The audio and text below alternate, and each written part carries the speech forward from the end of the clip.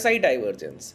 पहले तो आरएसआई और डाइवर्जेंस को अलग अलग समझिए कि इसका मूल अर्थ क्या बनता है, उसके बाद इसके बेसिक को क्लियर करें और फिर कैसे इसको यूज़ करना है वो हम जानेंगे। मैं आपको बता दूं, इस सेशन में जितने भी आपने आज तक डाइवर्जेंस सीखे होंगे वो सारे रूल्स आपके दता रह जाने वाले हैं, क्योंकि आरएसआई को यूज़ करने का तरीका अलग होता है और डाइवर्जेंस को यूज़ करने का तरीका बिल्कुल अलग होता है। ठीक है, समझिए आरएसआई क्या होता है बताइए। मैं बोलता हूँ रिलेटिव स्ट्रेंथ इंडेक्स।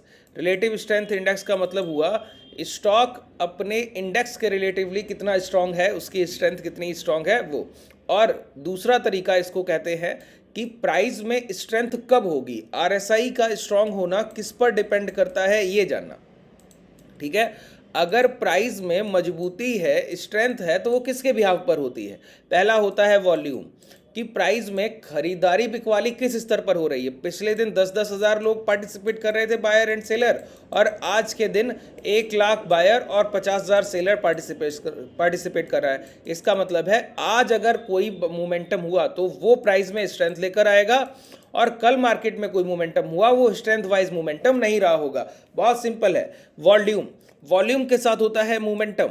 मोमेंटम का मतलब होता है प्राइस कितनी तेजी से उतार चढ़ाव कर रहा है। अगर खरीदारी हो रही है तो प्राइस को मोमेंटम करना चाहिए ना, तभी नहीं करेगा जब हायर लेवल पर कहीं सेलिंग ऑर्डर्स पड़े होंगे, एक सेलिंग जोन होगा या वीक प्राइस होगा। बात क्लियर हुआ। इस तरीके से आरएसआई के 3-4 एस्पेक्ट हैं जिन पे आरएसआई डिपेंडेंट है कि कैसे काम करना चाहिए। ठीक है, अब आप लोगों को यहाँ पर समझना होगा कि आरएसआई के साथ डाइवर्जेंस ये कैसे काम करेगा। कई लोग सोचते हैं कि डाइवर्जेंस मात्र एक ट्रेन लाइन को ड्रॉ करना भर है, ऐसा बिल्कुल भी नहीं है। डाइवर्जेंस का मतलब क्या है, आप लोग सड़क पर चलते होंगे तो डाइवर्जन का मतलब क्या होता है, एक कोई यू टर्न ले लिया, कोई मोड़ आ गया तो उसको कह दिया कि डाइवर्जन, या फिर एक अलग रोड आपको दे दिया गया चलने के लिए। ठीक है, वही डाइवर्जन। इसी तरीके से जब किसी प्राइस का स्ट्रेंथ कहीं से डाइवर्स होता है, कि कहीं से घुमाव आता है, ठीक है, तो उसको हम कहते हैं आरएसआई डाइवर्जेंस। अगर पहले से कोई प्राइस कमज़ोर है और अब वो मजबूत होने की तरफ बढ़ रहा है तो उसको कहते हैं आरएसआई डाइवर्जन। पहले से कोई प्राइस मजबूत है, अब वो कमज़ोर होने की तरफ बढ़ रहा है, उसको कहते हैं आरएसआई डाइवर्जन।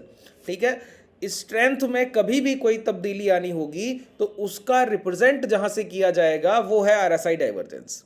अब क्लियर हुआ, एक लाइन में मैंने चीज़ों को समराइज कर दिया। ठीक है, अच्छा, इतने से काम नहीं चलेगा।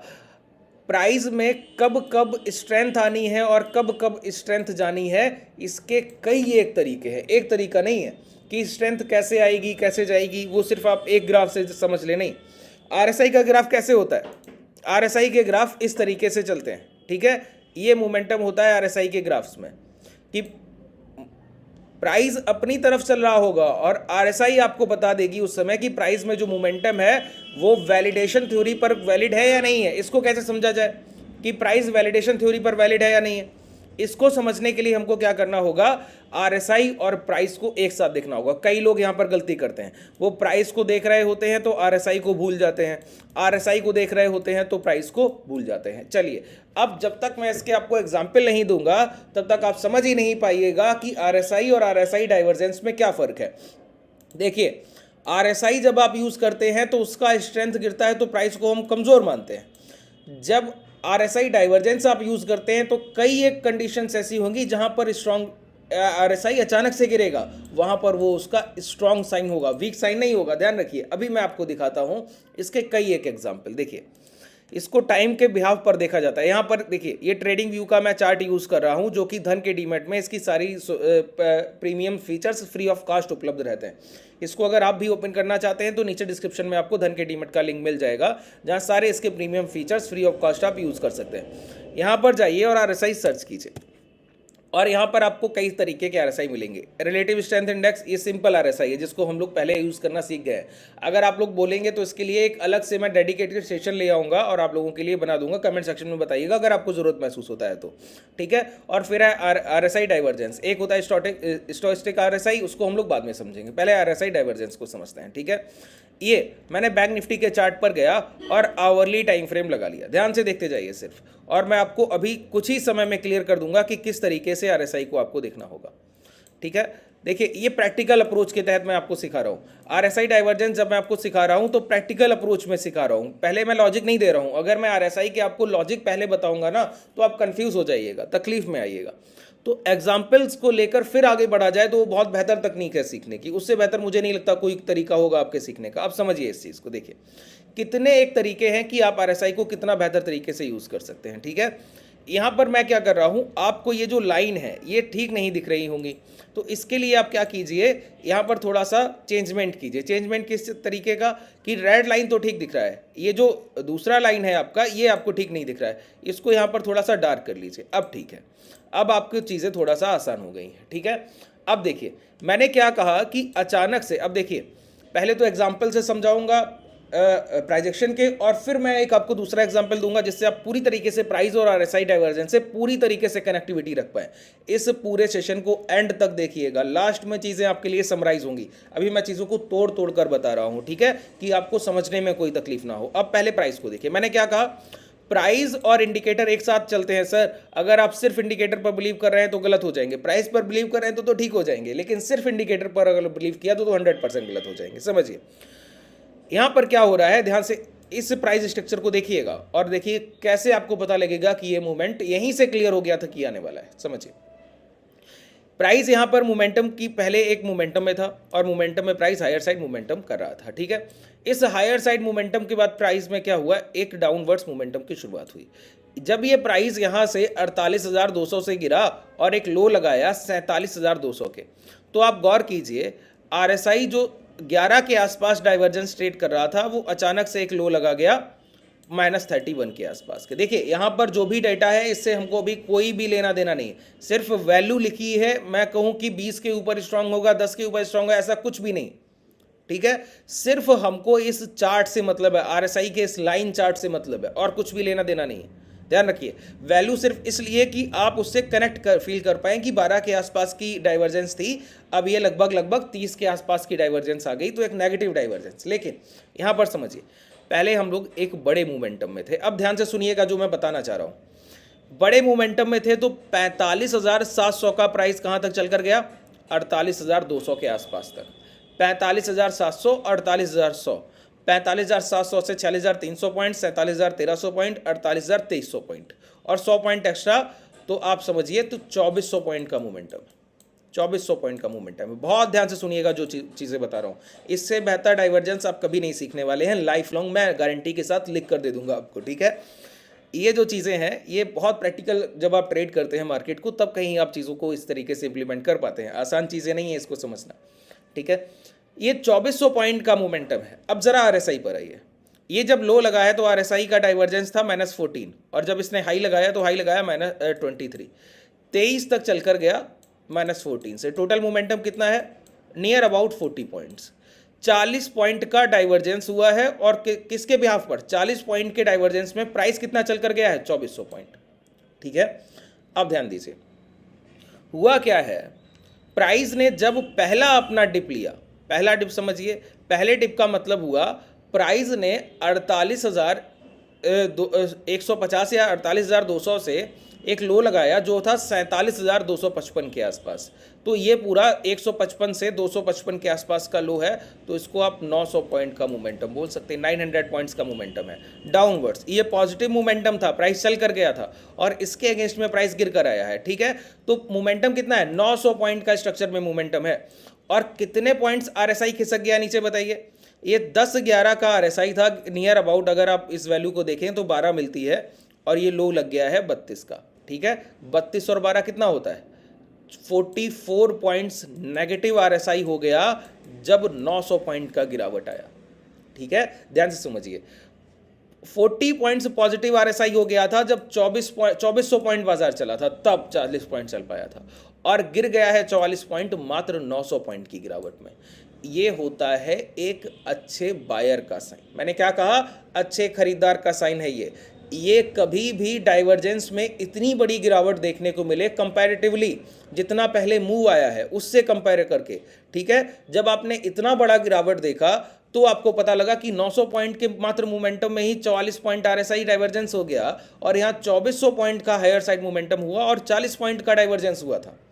आप कंपेयर करते हैं, आपको बायर यहीं पर स्ट्रांग लग जाएंगे। क्यों, देखिए खरीदार, अच्छे खरीदार का साइन क्या है पहले तो वो समझिए। एक अच्छा बायर कौन है, या फिर मैं कहूँ कि एक कोई भी अच्छा खरीदार होगा या अच्छा काम करने वाला व्यक्ति होगा, आपका कोई बिजनेस है और आप अच्छे बिजनेसमैन हैं, इसका क्या साइन है? इसको हम एक एग्जांपल से समझते हैं। ये जो मैंने आपको थ्योरी बताई है, इसको एक एग्जांपल से समझते हैं। मान लेते हैं कि आप डेली बेसिस पर योगा करते हैं, करते ज़रूर होंगे, करना भी चाहिए, है ना, ज़रूर। जो लोग नहीं करते हैं ज़रूर कीजिए। डेली बेसिस पे रेगुलर है, आपका कंसिस्टेंसी है कि रोज़ आप योगा करते हैं। रोज़ योगा करते हैं तो आप बहुत एनर्जेटिक रहते हैं, अंदर से एक पावर महसूस होता है जिससे आप पूरा दिन अपना एनर्जी को फील कर पाते हैं और अपना जो भी काम है वो अच्छे ढंग से कर पा रहे हैं। अचानक से एक दिन क्या हुआ कि आपने अपना रूटीन मिस किया और आपने एक दिन मॉर्निंग को जल्दी नहीं उठ पाए, देर से उठे, तो आपने योगा मिस कर दिया। आप जल्दी अपने बिजनेस पर, व्यापार पर चले गए या जॉब पर चले गए।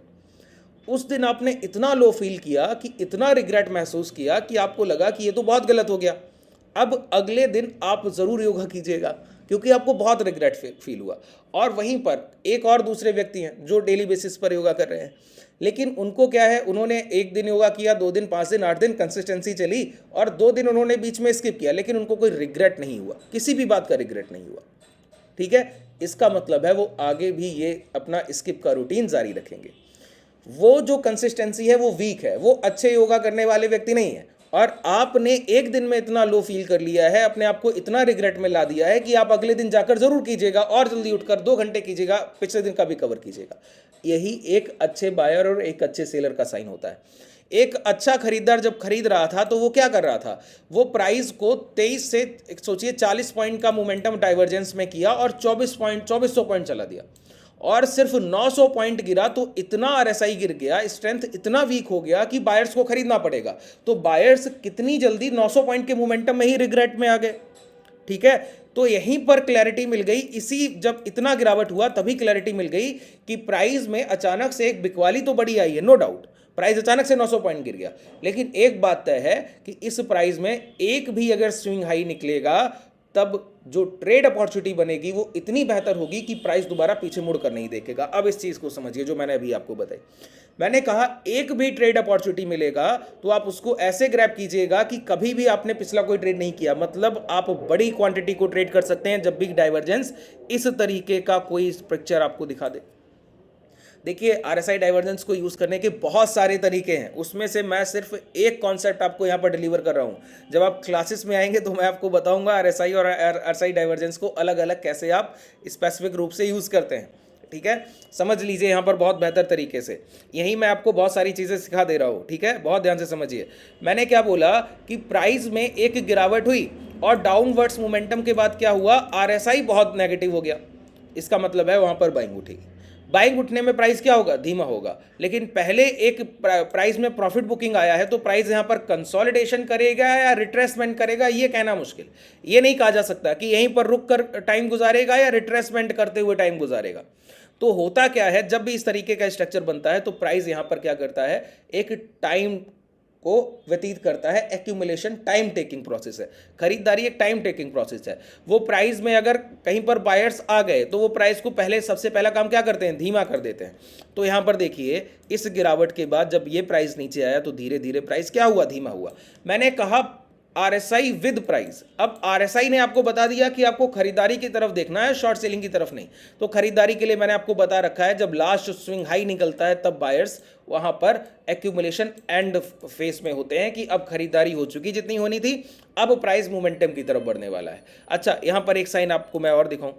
प्राइस ने जितना यहां पर अपना स्ट्रेंथ खोया, लास्ट सिर्फ एक कैंडल के कवर अप में, देखिए 47,230 का प्राइस है और ये जो हाई लग गए हैं वो 47,800 के नियर अबाउट के हाई है। ठीक है, तो ये देखिए सिर्फ 4-5-600 पॉइंट के मोमेंटम में प्राइस ने क्या किया, जितना आरएसआई डाइवर्जेंस हुआ था उसको लगभग पूरा ही कवर कर लिया।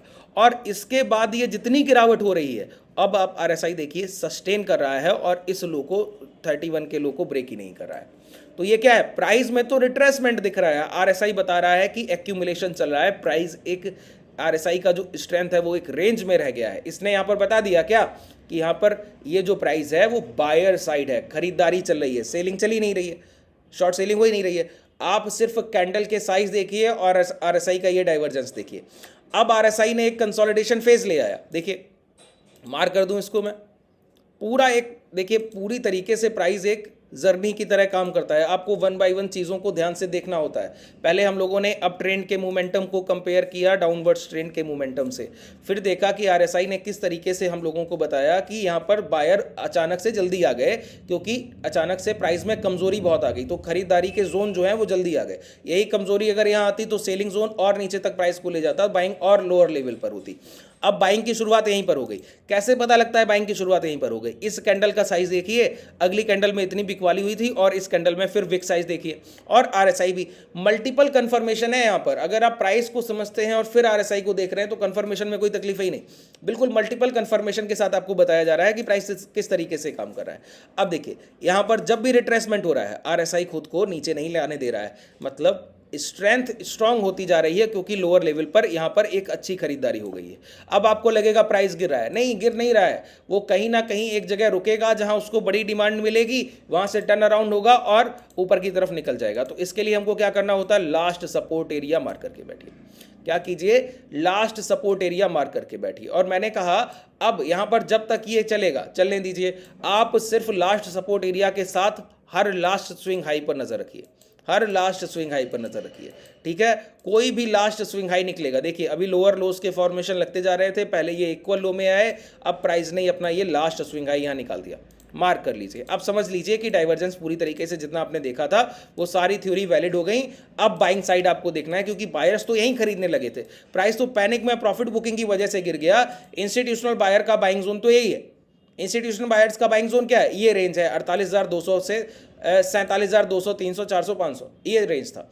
प्राइस नीचे आ रहा था, लेकिन ये रिट्रेसमेंट था, रिवर्सल नहीं था। अब यहाँ पर देखिए दोबारा से आप बाइंग रेंज में आए, ऊपर आए, मैंने कहा यहाँ पर क्या बनेगी? खरीदारी बनेगी। प्राइस एक स्विंग लो लगा कर गया, मार्क कर लिया। अब इसी स्विंग लो के नीचे की क्लोजिंग के स्टॉप लॉस हैं और आप यहाँ पर आसानी से लॉन्ग पोजीशंस को एंटर कर सकते हैं। अब देखिए प्राइस क्या कर रहा है, ध्यान से समझिए। हाई ब्रेक किया, इसी स्विंग हाई को हाई ब्रेक किया, एक बार गया, टच किया और हायर साइड मोमेंटम के लिए तैयार था। देखिए पूरा मोमेंटम आपको सिर्फ एक स्ट्रक्चर, इतना आपने प्राइस को देखा, सिर्फ सिंपल एनालिसिस से डाइवर्जेंस देखा, और मैंने यहाँ कोई भी लाइन ड्रॉ नहीं की है, एक सिंपल ओरल आपको रफली फिगर दिया है कि डाइवर्जेंस को किस तरीके से देखना है। ये तो एक रफली फिगर था। अभी आप लोग टेक्निकल्स को और बेहतर तरीके से जब समझेंगे तब आप समझेंगे कि ये कितना इफेक्टिव लाता है आपकी लाइव मार्केट ट्रेडिंग में। ये